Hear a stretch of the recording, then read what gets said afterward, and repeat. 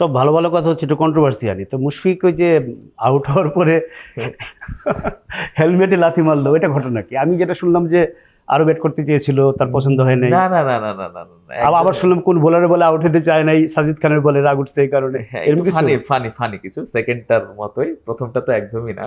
কারণ আমাদের ইনফরমেশন গুলো একদম ক্লিয়ার ছিল এবং উনি ওখান থেকে ফিডব্যাকটা দিচ্ছিল। আম, উনি মানে বেসিক্যালি এরকমই একটু ফানি টাইপের। ইমোশনাল।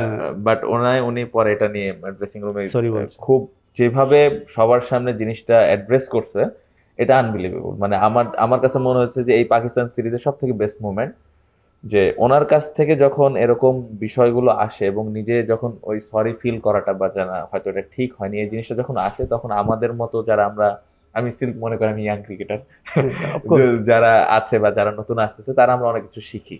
সো এটা আমার কাছে মনে হয়েছে যে বাংলাদেশ টিমের এই সিরিজে সব থেকে ড্রেসিং রুমের ওই সময়টা one of the best movement ছিল, to learn proper cricketing things বলবো আমি। যে আমি একটা ভুল করেছি, স্বীকার করলাম। না, কিন্তু কারণটা কি ছিল? ওই যে বললাম একটা ফানি বিষয়, নাথিং সিরিয়াস, এটা না বলি, আপনি কাছাকাছি আছেন, সেকেন্ডটার কাছাকাছি। আমি শুনছিলাম বোধহয় পাকিস্তানের কোনো স্পিনারের বলে সে আউট হ্যাঁ, হবে না। ওটার কাছাকাছি আছে, হ্যাঁ? আমি পুরোপুরি না বলি, ওটার কাছাকাছি। আচ্ছা আচ্ছা।